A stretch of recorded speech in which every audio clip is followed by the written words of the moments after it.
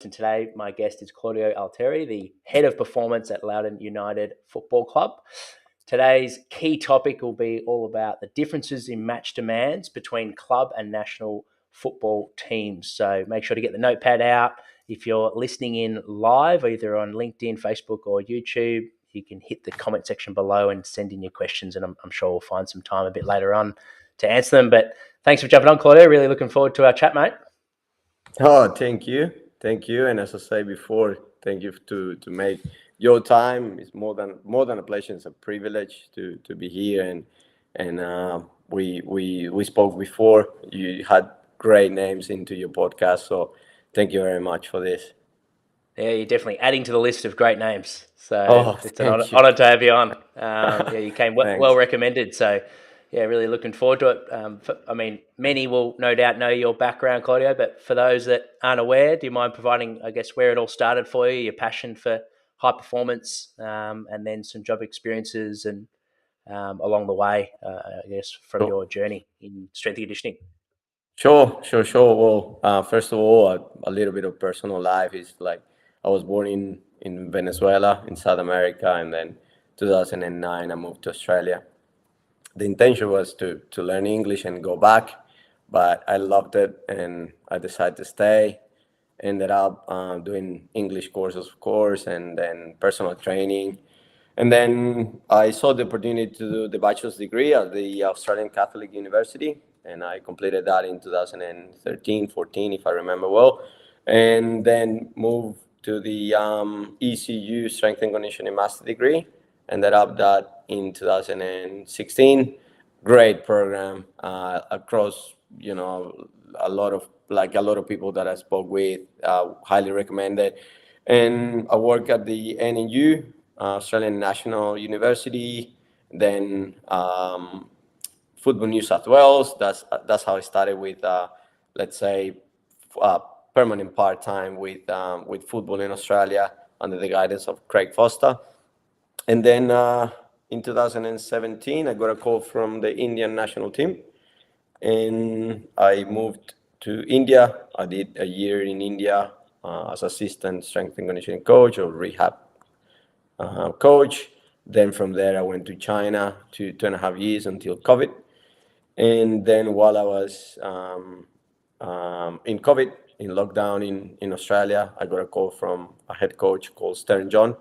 And we did the Caribbean islands. I went to Anguilla and then to Grenada national teams.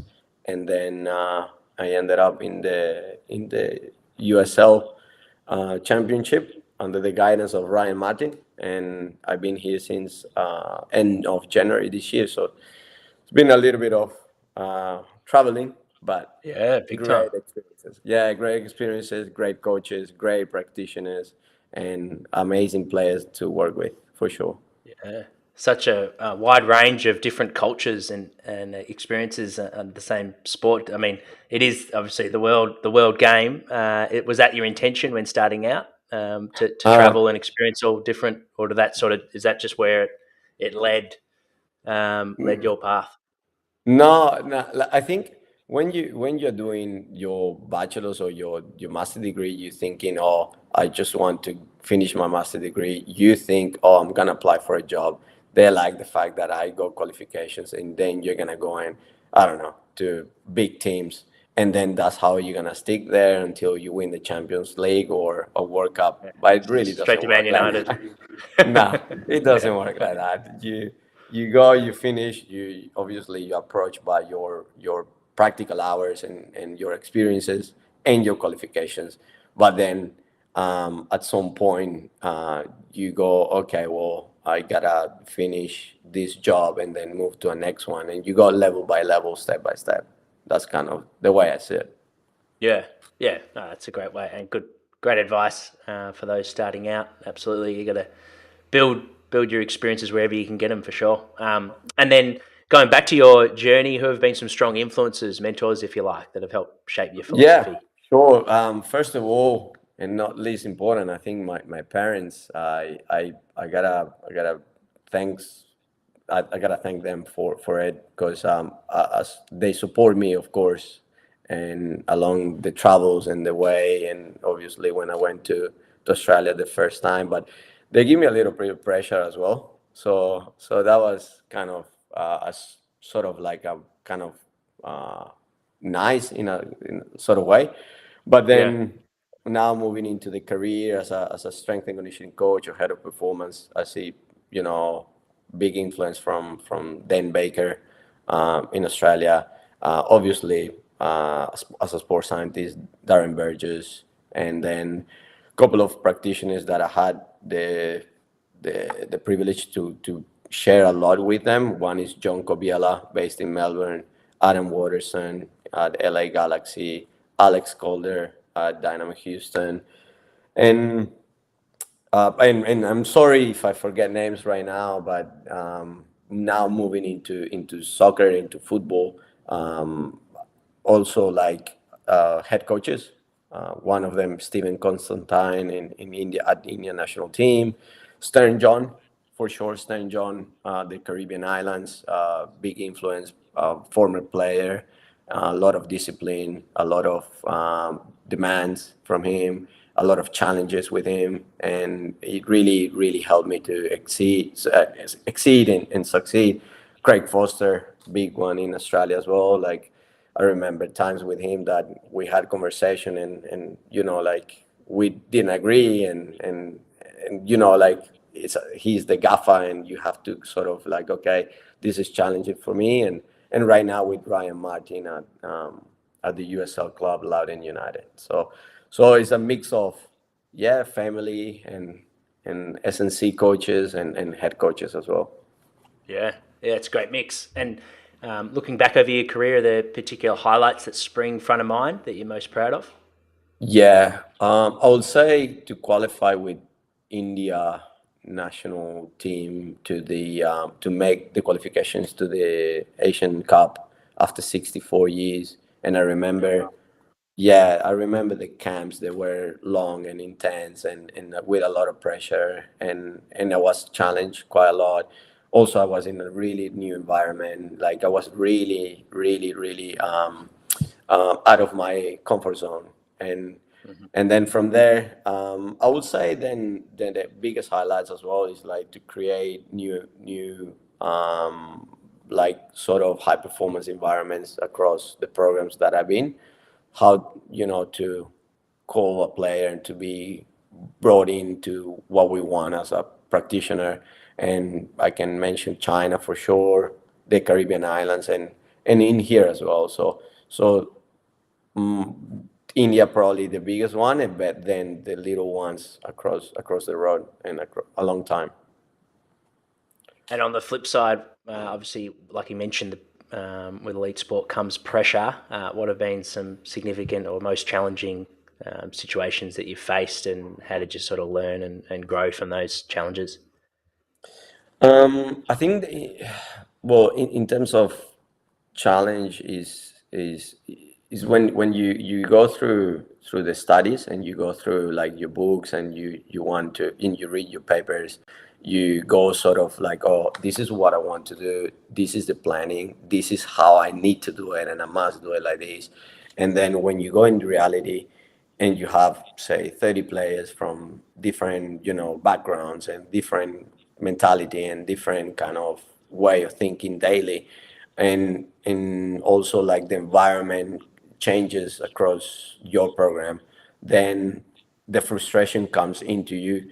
Is you become like more like, oh, okay, I need to do this and this is the way I'm doing it. And then to be flexible, and when I started to be more flexible, then the challenge easy up a little bit. So I think kind of like going replying to your question is like uh, sort of be adaptable at the beginning. It was the biggest challenge for me. I wasn't that adaptable at the beginning. I thought, oh, I don't know, I need to track the RPEs and I need to put GPS to everyone. Whereas now it's like, no, not really. I mean, yes, is it really important if you have it? Of course, we use it, but There's you other adapt ways. to it. Yeah, yeah, you adapt Yeah. to it. Yeah, I love that. That's such great advice for anyone in anything, any pursuit of performance and excellence. Well, we'll dive straight into the key topic. I guess to kick it off, an open question is what are sort of the different match demands between club football and national football teams, and how does that sort of influence your preparation as Sure, the head of performance? Yeah. for sure. Well, in terms of preparation, is very different. In a club scenario, you can do a tactical periodization because you will have either two matches a week or a match per week. So you go through what we call today extensive, intensive, small-sided games, like really small-sided game or large, medium, sort of small-sided games, and then as you have a routine and you have a week to prepare, you can plan your lifts, your strength sessions accordingly. Like if you're doing, I don't know, my scenario is if I do a high speed run session and we do that on Wednesdays, which is an extensive day, then I complement that on posterior chain. And you know that next day, Thursday, you gotta sort of not be careful, but you plan a medium space kind of session, and then you recover your ice bath, and then you lead to Friday with match day -1, which is super easy and super fun as well, and then Mm-hmm. the game, and you have the ability to track your players week by week. You have them on a full time, no problems. And when you go to the national team, you see the players when they come from the clubs and they come on camp. So the window of opportunity to develop something is very, very small. And the reality is that if you have a large camp, which is probably the 12 weeks, I think I remember in India we did, you probably have opportunity to develop, but at the same time, you don't follow a tactical periodization necessarily. You can do 2 days on a high speed runs. You can do 2 days on based acceleration, deceleration kind of drills based, and you can really do double sessions and overload them. And the reality is, and this is sounds very, I wouldn't say silly, but this is kind of selfish as coaches. Is like if someone in a national team camp has an injury, then you will call someone else because that's the You don't have you time. have a yeah, you don't have time to do the whole rehabbing, and you will call someone else, and as talent, and no disrespect, but that's the reality. So It's you ruthless. Yeah. yeah, you can risk, you really can risk injury at the national team. Not that you would, and I'm not saying that, please don't take that into, but you can really prepare in to the worst case scenario. Yeah. And at the same time, like in the environments that have been, the lack of facilities, like a lack of a really nice gymnasium has been a challenge, like in India, for instance, and no disrespect, or the Caribbean islands, to have like 25 players to be in the gym was a challenge. You might use a gym hotel, and you have to, your programming is different. Your practical application is extremely different, to what you really apply. It goes back to like what you said at the start, like your expectations compared to the reality are so different when you're studying, and then you find yourself in a new country with limited resources, and it different Yeah, to absolutely. yeah. And I will give you a scenario. I will give you a scenario. We would have. I remember we would have blocks of 5, 6 boys coming into the gym at the hotel, and then obviously the first one will start at 8 o'clock in the morning, finish 8:30. By the end of it, it's 11 o'clock, where you done all of them, your reports and everything. And obviously, who started at 8 and then needs to go and train at 2 p.m. is different than who train at 11 and has to go and train at 2. So, sort of, but like obviously you go, okay, everyone did the gym session, but in reality is, well, hang on, one did it at Oh, 8 a.m. and the other one did it at 11. So your sets are different, your repetitions are different, your exercise selection is different, and that can be very, like, you really need to be adaptable for where you are in your context. That's an Yeah, example. yeah, 100%. Yeah, it's great. Great example. And what about recovery post game? Is there any differences that you take into account for a club team compared to a national team? Um, yes, for sure. And I will give you, and this is something I learned this year. Like I never been into a scenario where you fly 6 hours for a game, you play the game, so you fly 6 hours a day before, then you have a match day minus one session, then you play the game, and then you fly back the next day. So and it's 6 hours. 6 hours from, I know Australia's pretty big. 6 hours is like a lot of people go from, say, I don't know, Spain to Russia or something like that, or you can go from, New York and to London in not 6 hours, but in 8 hours. Yeah. So the environment plays a big role. Where is the weather conditions, the flying time, the time zones, because that's another challenge we had here at the USL, where we flew all the way from Washington to El Paso, and El Paso right now is 3 hours behind.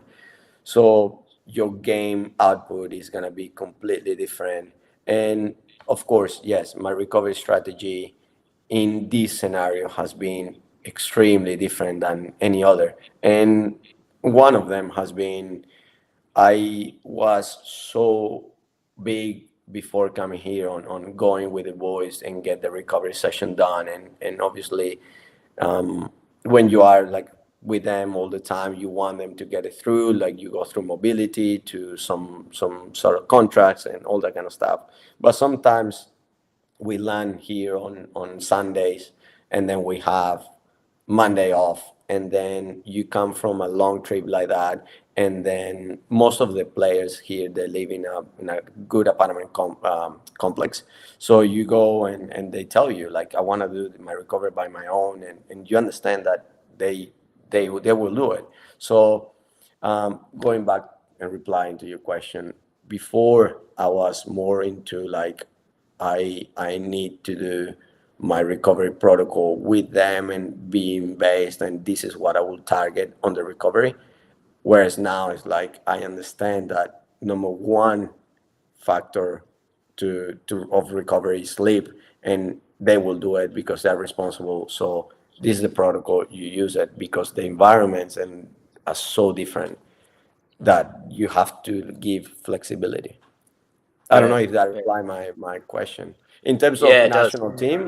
national team was easier because you have everyone for a camp. You can do, of course, you can do ice bath. You can do a full recovery session on the field, no problems. And the players are there with you, and they will do it. Whereas here Mhm. is, they have a life as well out of football. And what about the performance sort of medical departments? So do they vary between club and national level in terms of the support you have? Um, yeah, how do they sort of compare, or are they very similar? So, in a national team, you have a lot of people that will email you, and they want to have a little bit of participation for it, like Hmm. different Hmm. SLCs, different physios that will email you about the player, and you have a lot of people that you communicate with, especially like where you have 20 guys coming from 20 different teams. Obviously they are full time with the clubs, and you gotta understand their program. You have to understand if they're playing or not. You're gonna understand every single, not every single, but most of the numbers behind, like if they're training, how long, all that kind of stuff. Whereas here is different. We have a medical department that is based here with Voice Daily. We are very lucky as a Loudoun United to be part of DC United, which is our first team. Let's kind of in the MLS. So we have staff in there, well prepared staff that that you can consult, and then the players can kind of cross over and they can see a physio from the first team, or why not. So in a national team, when you're traveling, is maybe 4, 5, 6 of you, and that's it. And the match demands, I guess, for a midfielder or a winger, Sure, sorry, defender, yeah, like for like absolutely, for positions, do they, yeah, if the same player is playing club football and then the same yeah, player plays national, is there a different GPS report? Their match yeah. outputs are different, or are they similar? Yeah, I would say it will all start with the formation. All right. So the formation will dictate the output in terms of, let's say, two players playing in a either club and national team, or vice versa, with the same formation. The national team demand greater greater than the club. Okay. Mm-hmm. And the one of the main factors is, on a national team level, you have the most talented players from each nation, and you have an international competition where I think the sort of pride of qualifying or winning that game comes into it. So the psychological aspect will come into it. And if you are, 1-0 down, and you need to score a goal and you are on the 80th minute, no matter what, because you have your national team shirt, you will go for it. Doesn't matter if you're feeling your hamstring, or you feeling any type of physical inconvenience. Let's say, you will go for Yeah. it, and you will see that on the GPSs. You will see that on your heart rate stats and stuff like that. And a player will never tell you sub or not. And actually, a player will be like, "Oh no, come on, I don't want to be out of the game, because I want to give everything." So Yeah. yes, national team is different in So, terms of the output. I would I would say 15-20% difference. oh wow, so significant. Yeah, Yep. yeah, Yep. it's a little bit. Yeah. And what about your approach as a coach and a manager? Like, does it require different demands, different skill sets compared to, I guess, if you're in the same role? So if you're head of performance at an international level compared to head of performance at a club, Yeah. or are there more similarities than differences? Oh yeah, for sure. In here, you can afford to lose games. So your internal pressure as a coach is less, because you are like, okay, well, we're going to, I don't know, I'll give you Monterey Bay, and we play, West Coast, and all these factors: the traveling, the time zones, the environment, all that. And their home, you play away from home, no fans, no local fans, and you are like, okay, well, we plan, of course, to win, and you plan as a practitioner, of course, the best 4-day performance. But on the back of your head, like, oh well, if we draw, doesn't really matter. If we lose, oh, tough luck. But if we a draw is fine. In a national team setting, there's not such a thing. It's like, either you win or you don't qualify for the next, stages, big stages, which is, I remember CONCACAF and Asian qualifications in 2017. Like, if you wouldn't won a game in Macau, I think, yeah, I was, we wouldn't qualify. And obviously, you have the pressure as a practitioner. You automatically, you give that impression to players. The players feel it, and they know that they have to go for it. Yeah, yeah, that's great. Thank you for that. That's a great insight. And what about from a area of focus? Like you mentioned, those 12-week camps where it's quite cutthroat, it's ruthless. You're really pushing the boundaries of what's Yeah. physically possible.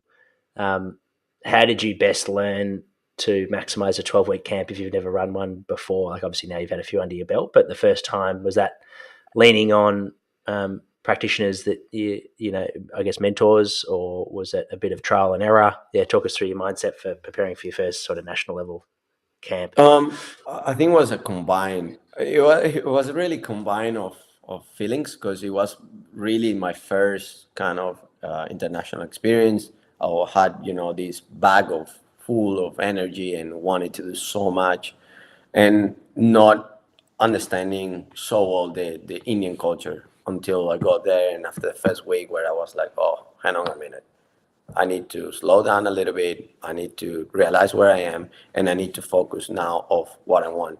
I would have in a national team camp. You have like older senior players, and then you have a medium range age players, and then you have youth players. So obviously, those ones that you can really have a big window of opportunity is your youth, like the new ones, the youngsters, like let's call it. Then the medium range, you can call one or two every now and then and be like, okay, we do this. And the senior ones that they've been there for so long and they're big names in the country, you don't really go unless they come at you.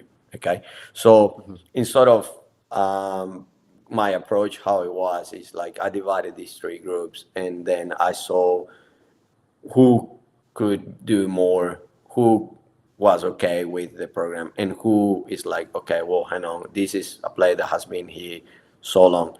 And I remember going through like a lot of, and this is reading from books and coming out of the ECU program. It's like, oh, you need to lift, you need to lift every day or like 3 4 times a week on a back squat and feeling super strong, and you're never strong enough and all that kind of stuff.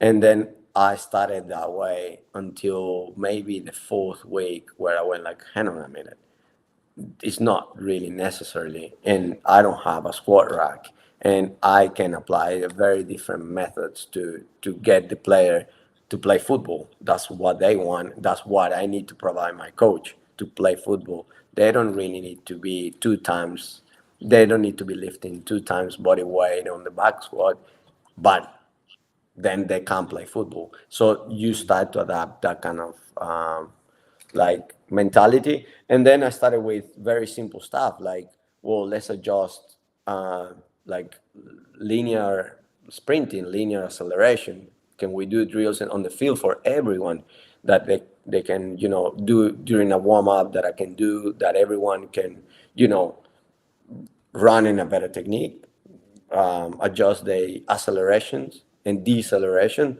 and these will definitely impact the game and the way they are on the field, and they can still do it on a football scenario. So you just adapt, kind of. Yeah, yeah, that's great. And they're going back to the three groups you created. What would a typical sort of day or week look like for those groups? Are they doing different things on the field with their conditioning, or Yeah, is the conditioning the same and it's more just different things with injury mitigation, prevention stuff? Yeah, talk us through your planning, yeah, programming for those three groups. yeah, sure. Like the first group, I call it like this: the first group, senior players, older players. They will basically play, being in this type of design warm-ups where you challenge the linear sprinting and the running technique kind of sort of thing, and then football will do the most for them, and then that's it. Hmm. They will go and do recovery with the physios, and then if you like, if the days were hard, you will allow them, like not allow them because it was not a word allow or not, but you will go like, oh, you can jump on the pool and be there, and we do this exercise on the pool, this in the afternoon. All right. And you Hmm. sort of monitor. If we used to do a lot of double sessions, so we would have done double session, single session, then double, single. That's kind of our Wow. scenario. Yeah, it was brutal, brutal. Yeah. This is in the middle. I remember this would have been in the middle of Mumbai, New Delhi, Bangalore, and I have to mention that the head SNC there was Danny Deegan, and we would have seen numbers that we were like, oh my God, that's a lot for them. And this is in the middle of the heat as well. So yeah. So the second group is more like what I mentioned before. Like you would have, say, like double session, and in the middle of the double session, you would have a group from the young group coming into the gym, and then you would call two or three from this mid range age group and be like, oh, today we do this, not tomorrow, just today, don't worry. And then for the young ones, you would have like morning session, then after the session, some sort of like drills for them to keep developing. Then after lunch, after the rest after lunch, then you would have like a gym session or any session that you would think that we they can improve their athletic development. Like you would have guys with all respect that to do a lunge was hard, and you have to correct that, or a squat or stuff like that. So you have those times that you could come 45 minutes with the young ones, and then they will get ready to go to the bus to go to the next training session. And then Next field. the Yeah. recovery period, because they're so young, that the recovery period would be the not less, but you wouldn't emphasize like an 18-year-old player doesn't really need the same recovery time and strategies as a 31, 32-year-old player. Makes sense. Yeah, but they do need more sort of athlete development, technique work, and Exactly. time with the coach and Exactly. that. Yeah, yeah. And focus on that for sure. A lot of work for you. Oh, it was a lot of work. I Yeah. remember the A lot of days you sessions. start at, yeah, you start at, wake up 6 a.m. and you don't go to bed until 11. But then qualifying was the biggest reward. Qualifying for Yeah, the yeah, Asian yeah. Cup That's was all the worth it. biggest reward. And you're like, wow, it was worth it. Yeah, yeah, yeah. That's amazing. Great to, yeah, like you said, to actually get the reward after all that work. Yeah. So for the senior guys that were doing double day, single, double, single, then double, and then would they get the weekend off and then go again for the or No, we would have done double single, recovery day day together, off? day Yeah, off, and then back again. and then Until, you're back into it. but Yeah, we would have, if I mean, I don't remember well the friendlies we had, but we would have like local friendly matches and stuff like that, that you also have the game, like. right. And then, for instance, like on a friendly match, local friendly match, you would have players that they play 45 minutes, they come out of the game, and then you will do top ups, or vice versa, you do top ups while 11 are playing, and then they go into the field. Like, yeah, you use the friendly match as a training session, let's sort of Yeah, say, yeah, yeah, and then yeah, preparation for the head coaches as a tactical part of it. yeah. Yeah, that's great. That's it. And then going back to your sort of tactical periodization, how you mentioned you can do a lot more in the national setting. Um, how would you sort of, what would a common week look like? Is that, yeah, you mentioned two extensive sessions in one day when you're doing your AM and PM session, high speed work. Would then the next day Yep. be more acceleration, deceleration sort of day? Yeah. And yeah, how would that, what would that mean for the third day of the week? Sure. Now I will do like, le- again, we had the opportunity, and when I say we, is Danny Deegan, the head of performance or SNC at that time, and myself, is like we had Stephen Constantine as a head coach, and he really understands the sports science, and if you can back it up with and justify with numbers or science, no problems. So when I say this, it's like the mornings there were more physical demand, so we would have the high speed, let's say the 2 days high speed run, and then say, let's call it Tuesday and then Wednesday as a high speed run in the morning, Tuesday and in the morning on Wednesday. But then the afternoons were more like football based, more like, okay, what he wants to do. Like, and for instance, he would have gone through, okay, I want them to play, but I want to focus on the tactical part. I need to stop the game a lot. And we would Yeah, be yeah, like, yeah. no problems, because we We've done know our that work. we are not looking for numbers that session. Or he Yeah, would have liked to do a set piece session where, it's more like, a lot of restarts. And we yeah, are not looking for numbers. Then the next day is a mixed. Would have been a mix where you play, your 7v7, 6v4 possessions. You'll play with some sort of transitions, 7v3s with transitions, and then the next day will be small and will be like 2v1s and will be like, okay, I don't know, a 4v4 in a small grid with two, neutrals, stuff like that, where you yeah. was compact and small, and the gym approach was different as well. Yeah, I guess that's a good one to feed into it. What would the gym approach be when you're taking into account your sort of physical work in the morning and your tactical work are sort of at night? Yeah, and then it sounds like you're doing your mixed days on those single days. Where how would you sort of influence your strength, power Yeah, work to yeah. feed into that? Yeah, and this is I've been using probably the same approach uh, about 5 years, where Hmm. I went through. If you're doing an extensive day, I Hmm. will compensate that with posterior chain, with hamstring. I want the posterior part to be overloaded or loaded enough on the same day. And if I'm doing a small space, acceleration, deceleration, then I want my anterior chain, my quads, and like my adductors to be loaded on the same day. Yeah, And I've been going through this again the last 5 years, and for me, in my opinion, has worked.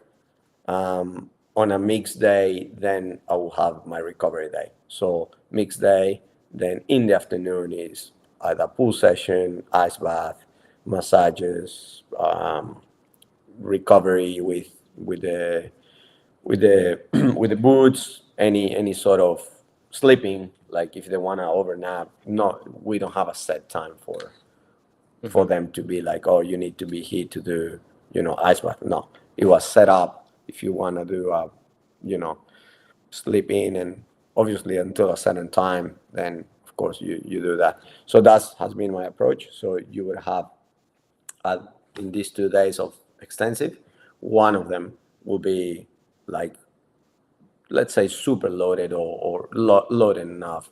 The second one was more like, again, more like a technique kind of, how do you do an RDL that, with all respect, an Indian football player, 17, 18 years old, wouldn't know how to do an RDL. So you focus more on the technique sort of base. yeah, How do you do a lunge or Bulgarian, stuff like that. And then you go through that. On the next day, recovery, and the following day you have your quad dominant, your like um, step ups or like split squat. I know it's kind of mixed, that exercise between anterior posterior, but you have that more quad dominant stuff, and your Copenhagen's and stuff like that. yeah, yeah. It makes a lot of sense. Awesome. And then, what do you think are sort of some of the more common mistakes, both in national level and club land, for strength and conditioning coaches that are, I guess, new to that environment? Maybe it's their first time working at a national level, and they've got a lot of club experience. Yeah, what would be some of the common mistakes that are made early, I guess, or key learnings? Yeah, I think common mistakes, and probably I made mistakes when I came from national teams, few years with the national team, and I came. You sort of coming from national team to club, you sort of think, I have time, don't worry, during preseason, and you plan very specifically, and then you go, oh, I will do this on days that that I have a window opportunity. But reality is it's not. Like when you start the season, it's week by week. You don't have the time, and you have to be really flexible.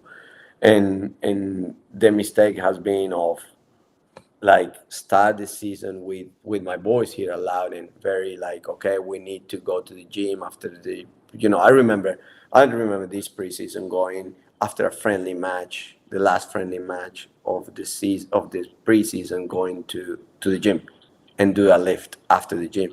And now it's like no, because the season is so long, just allow them to recover, allow them time for them to develop or to do whatever might need to do. And on the other hand, if you go from club back into the national team, you need to understand that the demands is greater and the pressure is greater and you have to be on top of your scenario, on top of who has been in the national team longer, so you don't have to kind of demand so much to this player because he's well respected. So and in terms of numbers, you can't go and say, okay, everyone needs to be at this level because your young player is different than your older player, and in terms of your your warm-ups and the conditioning part, you will have for sure fitter players than the other ones, and one will be your older player that is very tactical and technical, and you don't have to go and do a top-up session. You don't have to be and hit 100 meter speed or high-speed run because he doesn't really need it because he's 30, 31, 32. He has 100 games, I don't know, for example, in his career, but a young one, yes. So you really break down your group into three, whereas he maybe into two. Right. Yeah. Cool. Makes a lot of sense. Yeah, we've covered a fair bit on the topic of different match demands and the different constraints to national to club. Is there anything you want to touch on before we start to wrap it up, Claudio? Anything we haven't covered that you'd like to share? No, I mean, if I think both are very very exciting. I think Mm-hmm. both settings are. I personally think that when you have a match every week as a practitioner is great because you are on the bench, and this is a part of our role is like you're on the bench and you're looking for points and you're looking for goals, and it's exciting, and at the same time it's like, okay, um, you can do a lot of courses, read a lot of papers, and then not because it is great to read and great to learn from a course, then you gotta go and apply. At the end of the day, my message across is like to understand your players and the different characters and the different contexts. And I'll give you an example. I have players here that they went through college, like university here in the US, and they're very athletic, and some of them they had contracts with MLS teams, no problems. And I have other players coming from different countries, Ivory Coast, Colombia. So it's different.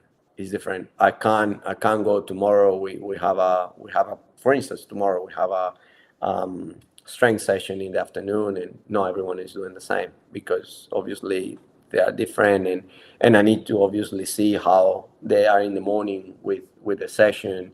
You really see the personality.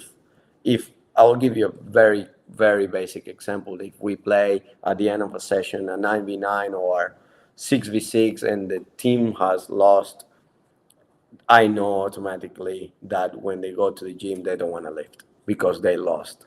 So you are like, okay, well, you understand. You have to understand the sport as a not only physical demand, but as a everything, as a context, as an environment. Yeah. Keep your finger on the pulse. Love that. Yeah. It's great advice and great way to wrap it up. Well, last three questions from me, Claudia. Mindful of the time, but I guess in your work life, do you have any pet peeves? Anything sort of fires you up from an industry perspective? Anything that makes you angry? Yeah, yeah, I have like when it's like you mean this in terms of external or in general? Anything. Yeah, so it can be. La- yeah, Yeah. I think lack of commitment and accountability. Like if Hmm. you if you're not committing to a program, better not be here. It's a sport, and a lot of we have the privilege to be talking here right now, and we talk, and it's all about the sport and the beauty of sport and how we design programs. But when you when you go and see the real world, let's say you see people doing jobs that they are very hard and high demand, and they don't complain as much, and if you are not committed as a practitioner or as a player or as an athlete or the person that belongs to the club, better not be here, because again, I respect a lot people that has gone through tough moments in life. That's, and accountability is like, for me, if again it comes, if you're there, be accountable, be at your best, be the greatest Claudio you can be every session. It's hard. I know it's hard, but that's the expectation I want to give to my players and the club that I'm in. I want to try to give the best of Claudio every day and the best of his program. Yeah, that's a great mindset. And what about favorite way to spend your day off when you get one? Yeah, well, I'm sort of like, I love I love soccer and I love sports, and I would say I would turn on the TV and watch highlights from now. The Premier League will start in 2 weeks, so why not? And Serie A and La Liga and all that kind of stuff. But maybe going to a nice coffee shop. I know it's not Melbourne, and I know we miss that here in the US. But going through coffee shops or picking up a good restaurant to go and have dinner or even lunch, it's good for me. Or even, if I haven't worked out because I'm so busy, then go for a run, do a session myself. um, and if like decide to do like here in America, you have these top golf kind of sort of facilities. You go there for with a friend, and then you go and do some sort of golf, so why not? Yeah, plenty of activities. That's great. We're in August of 2023 of this recording. What's on the horizon for you? What are you most excited about for the rest of the year? Make it, yeah, make it to playoff, make it to the playoff this season with Loudon for the first time, and I know it's 10 games left, and we're gonna be there. Oh, fantastic. Love that. Yeah, So clear in your vision. yeah, That's great. yeah. No doubt. No doubt you guys will. Well, all Yeah. the best for those last 10 games and taking and winning that playoffs. But yeah, really appreciate your time for coming onto the show and sharing with us some stories, experiences that you've had.